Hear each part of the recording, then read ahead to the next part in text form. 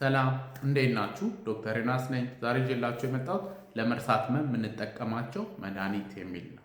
ከ45 ዓመት በታች ያላችሁ ሰዎች የመርሳት ነገር ካለ ከቀልብ ጋር፣ ከጭንቀት ጋር፣ ከስትረስ ጋር፣ ከኤዲኤችዲ ጋር ነው የሚያያዘው። የመርሳት ህመም አይባልም። ስለሱ በጣም ብዙ ቪዲዮዎች ሰርቻለሁ። እነሱን ሄዳችሁ ይዩ። የመርሳት ህመም የሚባለው እድሜያቸው የገፋ ሰዎች ላይ ነው የሚከሰተው።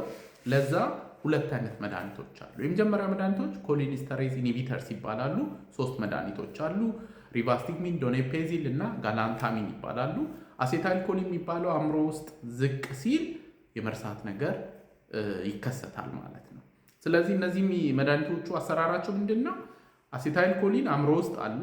ከዛ ደግሞ አሴታይልኮሊኒስተሬዝ የሚባል ኢንዛይም አለ፣ ያንን የሚቀንሰው ማለት ነው። ስለዚህ የሚቀንሰውን ይቀንሱታል። ስለዚህ አሴታይል በጥሩ መጠን በተለይ ሂፖካምፓስ የሚባለው የአእምሮ ክፍል ውስጥ ይሄ የአእምሮ ክፍል እንግዲህ ለሚሞሪ የሚያግዝ ነው። ከዛ ደግሞ ሰረብራል ኮርቴክስ ላይ እንዲኖር ያደርጋሉ።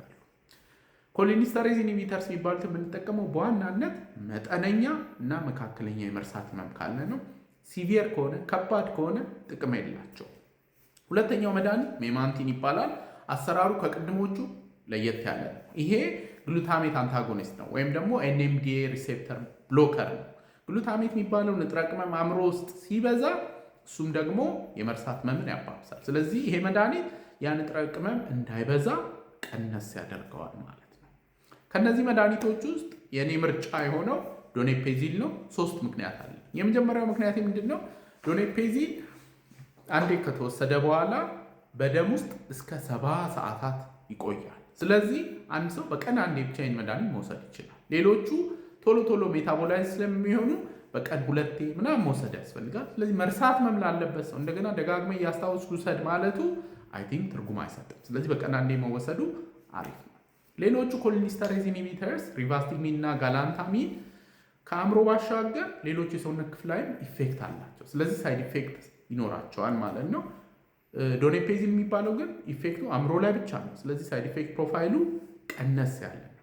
ሶስተኛ ምክንያት ምንድን ነው? ዶኔፔዚል ሌሎቹ መድኃኒቶች በዋናነት የሚሰጡት ለአልዛይመርስ ዲሜንሽያ ነው። ለሌሎች አይነት ዲሜንሽያዎች ብዙ አይረዱም። ግን ዶኔፔዚል ከስትሮክ ጋር ተያይዞ የሚመጣ ዲሜንሽያ አለ፣ ለእሱም ያገለግላል። ሌዊ ቦዲ ዲሜንሽያ የሚባል አለ፣ ለእሱም ሊያገለግል ይችላል። በዚህ ምክንያት የኔ ምርጫ ዶኔፔዚል ነው ማለት ነው። በዋናነት እንግዲህ የመርሳት ህመም ወላጆቻችን አያቶቻችን ላይ እንትን ሲል ለቤተሰብ የሚያስቸግረው ነገር ዋናው ምንድን ነው? የመርሳቱ ህመም አይደለም። ተያይዘው የሚመጡ ሌሎች ምልክቶች አሉ። ደንታቢስ መሆን፣ አፓቲ፣ መከፋት፣ ዲፕሬሽን፣ አንዛይቲ፣ ጭንቀት አለ እና እንግዲህ የመርሳት ህመም እየተባባሰ ነው የሚሄዱት። እነዚህ መድኃኒቶች የሚፈውሱ የሚያድኑ አይደሉም፣ ግን እንዳይባባስ ያግዛሉ። በዋናነት እንግዲህ ሰዎች የመርሳት ህመም ሲጀምራቸው ነገሮችን መርሳት ምናምን ይመጣሉ።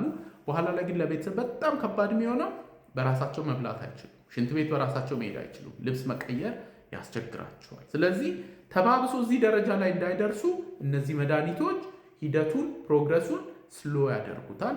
ጥቅማቸው ይሄ ነው ማለት ነው። ሁሉም ሀገር ላይ የሆነ አራዳ ሰውዬ አለ። ኢትዮጵያም አለ ይሄ ሰውዬ፣ ካናዳም አለ፣ አሜሪካም አለ። እነዚህ መድኃኒቶችማ የመርሳት ህመምን እንትን የሚሉ ከሆነ እኔ በወስዳቸውና እንዶ ሚሞሪ አሪፍ ቢሆንስ ምናምን የሚል ማለት ነው። አይመከርም።